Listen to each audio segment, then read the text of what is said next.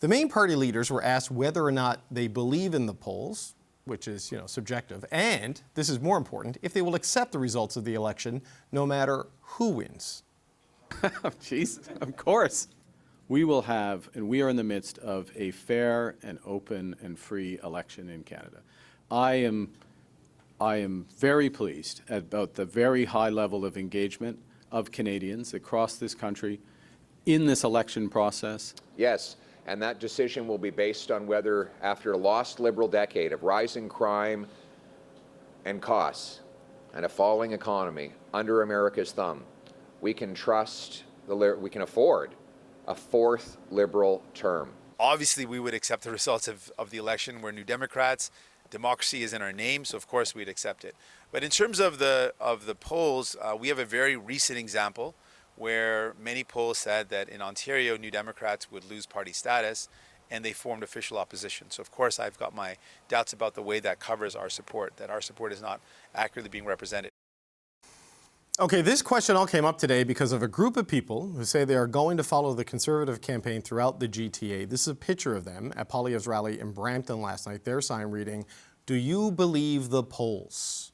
Now, this is a group, this is not the party. I just want to make that very clear. A quick look at those polls now. These are the latest numbers from the poll tracker, the CBC's poll tracker, which has the Liberals maintaining that steady lead over the Conservatives, about 6 points or so there.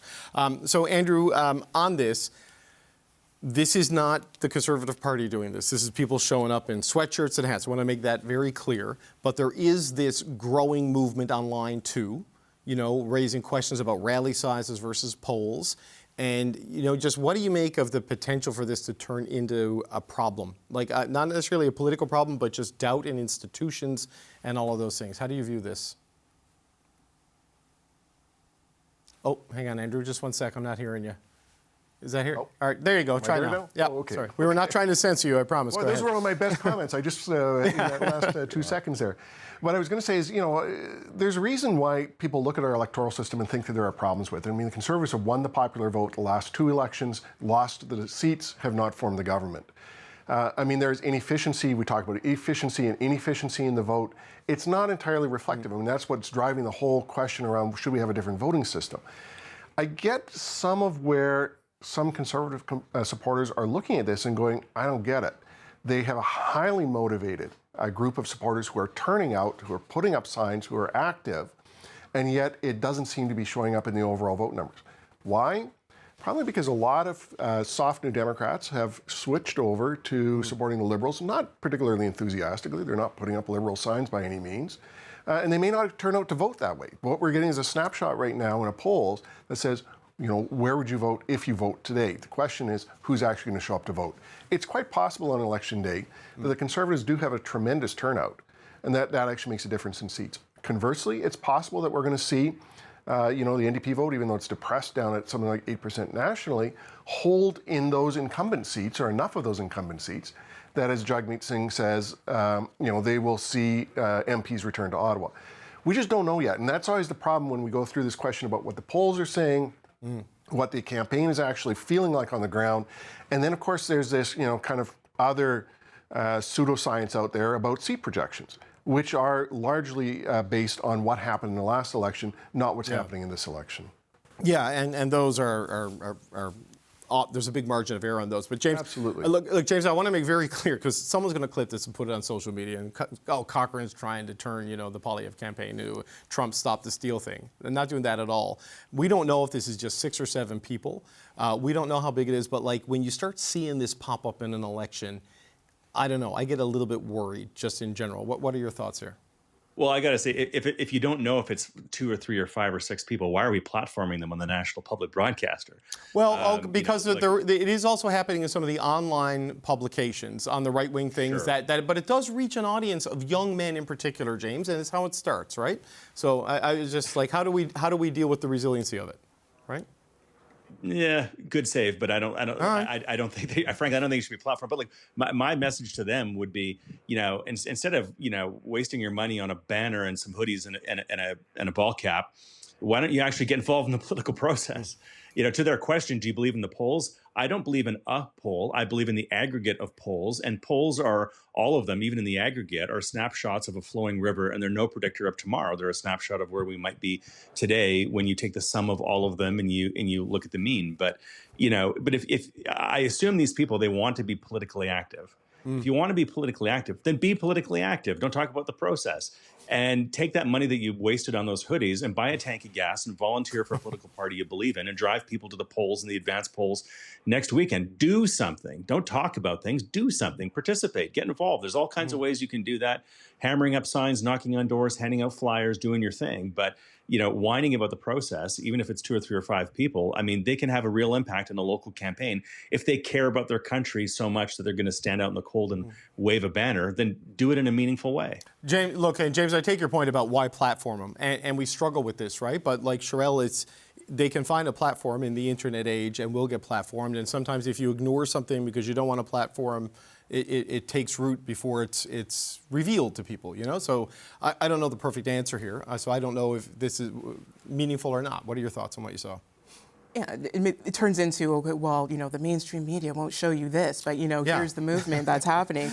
So, I mean, yeah, I take, and I also take James' point, like, people want to be politically active. There's a lot of talk about, slacktivism and people who just get involved online and then say they've done something because they changed their profile picture to, a certain avatar. And these people probably seemed to believe these polls 6 months ago when the Conservatives were leading. So I don't know how much stock we should really be putting into that. But at the same time, it does indicate a movement. It indicates a feeling, and you have to look at the other side of the border where there are people who really believed that their electoral process and their election system, that something was wrong, and we see that creeping up across on our side of the border because people don't understand that our ballots aren't counted electronically, and they don't know how our own Canadian system works. So it is absolutely an opportunity to inform people about our democratic system and how that works and keep that at the forefront. And that is, of course, the work that Elections Canada is doing all the time. But that is the reason I think that it's so important to not only talk about it, but, take a moment to say, okay, this is actually what we're doing instead. Yeah, Cameron, there is a media ecosystem that will give this legitimacy, whether it's legitimate or not, and whether we talk about it or not. So I don't know. What are your thoughts on how do you deal with something like this when you see it? I mean, it's happening, but I'm not prepared to draw any conclusions from it yet. I'm inclined to agree with James on both his points, actually, in terms of, mostly in terms of what he said at the end about people getting involved. Yeah. And I believe, and I've long believed, that there's an apathy problem when it comes to politics in Canada. I think that is true across the board, provincially and federally.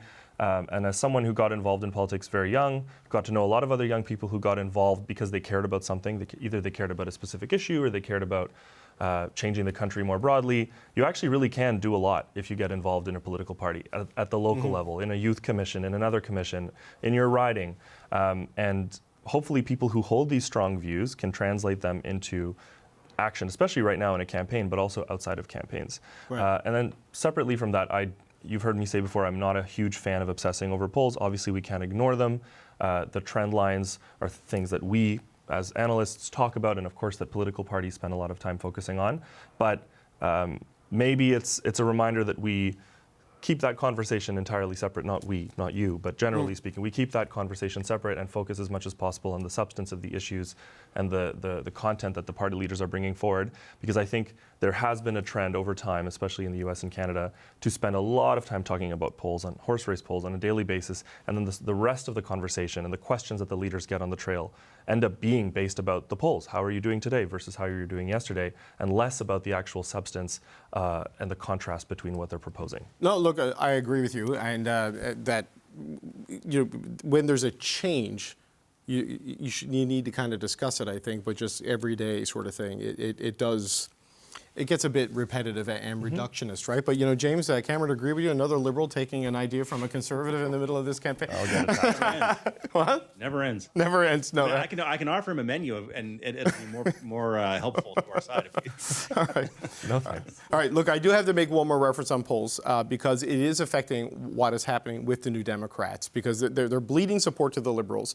And Jagmeet Singh is now escalating his attacks against Mark Carney. He was in Saskatoon today, where Carney just held a rally last night. If you are worried about the deep cuts of Pierre Poilievre and you want to reject the Conservatives, and you're also worried that Mark Carney is proposing to cut the things that you care about, vote for a New Democrat in healthcare. Singh is alleging a Mark Carney government would make $43 billion in cuts. The CBC's Ashley Burke is traveling with the NDP leader's campaign. Ashley. David, NDP leader Jagmeet Singh in Saskatoon targeting the exact same riding as the Liberals. Singh attacking leader Mark Carney, saying that he would make massive cuts, including to health care, to balance Canada's operational spending budget within 3 years. Carney firing back, saying no, he won't cut health care. He's promised to maintain transfers to the provinces. But Singh says maintaining spending is freezing spending, and he calls that a cut because he says spending will not grow with inflation and the rising needs of the aging population. This battle all playing out the night after both campaigns held rallies in Saskatoon West, just a few kilometers from one another. Both parties are trying to break into the province's Conservative fortress that they've both been shut out of in the past 2 federal elections. Singh wants to tap into the momentum the NDP saw provincially in the fall election, where the NDP almost doubled its seat count. David? All right, thank you, Ashley. This is CBC's Ashley Burke in Saskatoon. Well, Mark Carney is also in Pierre Poilievre's crosshairs today. Here's what the Conservative leader alleged today about his Liberal rival. Mark Carney is famous for plagiarizing. Of course, he plagiarized his way through university. He's now plagiarizing Justin Trudeau. Trudeau said in 2017, "We are getting the federal government back into the business of housing." Well, this week, Mark Carney said, "We're getting government back in the business of building affordable homes." So it's almost a precise plagiarization of his protege. Okay, that's clearly a reference to the allegations about his Mark Carney's PhD at Oxford. He has, of course, a degree from Harvard, a master's from Oxford, a PhD from Oxford. There's been allegations that there was plagiarism in that thesis. The thesis advisor at Oxford says there wasn't. It's fine. The university stands by the degree. You can assess that how you want. One last point to offer here on the NDP. What I am told is at some point tonight, the party will be releasing a video with their endgame messaging for this campaign, where they're going to make the pitch essentially for a minority government, a Carney minority government, and elect as many New Democrats as you can to hold them accountable to stop the cuts and prevent Pierre Poilievre from getting power. So we're going to see. All right, James, I'll come to you. That is going to be the message in the video tonight. And then Jagmeet Singh is speaking at the Broadband Institute conference here in Toronto tomorrow. You're not convinced, I'm guessing, by this pitch, James Moore. Well, look at the script of what you just rolled through, David, Yeah. right? You just said that Jagmeet saying in the press conference that you just showed of him today in Saskatoon saying, can't trust Mark Carney because he's going to put $43 billion in cuts. But make sure he's prime minister so that I can keep him in office. Like, what is it? Like, what is it? And this is why, you know, New Democrat votes are going down. And it's not just, like you said in the macro, that it's net accretive for the Liberal Party. And perhaps that's true in parts of Ontario. But I can tell you out here in British Columbia, that's not the case. If you look at where the seat projections are in British Columbia, mid-North Island and Vancouver Island, you look at up north in ridings like Skeena, which was rock-solid New Democrat when Nathan Cullen was a member of Parliament there for over a decade. There are parts of British Columbia where they just, even though Jagmeet Singh has a seat in British Columbia, he probably is going to lose his own seat. Where out here on the West Coast, where people just don't want anything to do with this guy because, again, the incoherence. He literally held a press conference today saying that Mark Carney can't be trusted because he can get put in cutbacks. And then he's going to throw in the towel like Kathleen Wynne did in the provincial campaign there a couple cycles ago and say, even though you can't trust Mark Carney, I trust Mark Carney, and I think you should be prime minister with me supporting him. What is that? Well, maybe That's not credible. Well, yeah, maybe I didn't explain it right. I think it's basically he'll never support Pierre Poilievre. So if it is Carney, elect New Democrats to hold him accountable. Not necessarily. I take your point. I'm just making sure I didn't give you a false impression on that. But I imagine people can do the math, right? Elect a minority parliament, make sure it's not here. Well, ipso facto, I know what that means, right? Yep. No, look, I take your point, Andrew. What do you think of this? The 2 points, like where the NDP seem to want to make their closing argument in this campaign, but also again coming back to the attack on Carney directly from Poilievre at his lectern today. Yeah, so I mean, what I think you see the NDP honing in on is where they think they can win seats and what that electorate looks like. And it is an electorate that actually Pierre Poilievre's messaging that you showed just now shows why a lot of New Democrat voters do not want that guy anywhere close to power. And I think why a lot of people turned against Pierre Poilievre. It is that snarkiness, it's that nastiness, it's that meanness, it's that pettiness. And people just go, is that really what we want? Mark Carney seems like a, sensible kind of slightly out of touch central banker guy. Is that a better place for people to park right now? And I guess what Singh needs to do is he's got to be very careful because James has obviously picked apart that argument.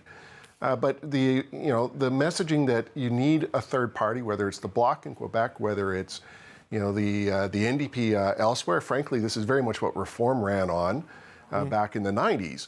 That you need people who actually have a strong belief system to keep the Liberal Party honest. And that's the message I think that Singh is trying to hone in on. Is it too late? Yeah. I don't know. I mean, it's midway through the campaign. Maybe he can reposition and get that to land. We'll see. Yeah, Sherelle, I wonder because with the expectations growing in the public mind that the Liberals may win this and it may be a majority, it seems like the closing argument from the NDP, for sure, maybe from the Bloc, is what kind of opposition do you want? What kind of parliament do you want? I don't know if that's a compelling pitch or not, but that's where it seems to be going. Yeah, I don't know how compelling a pitch it is, but it does possibly seem to be the NDP's best play at this point.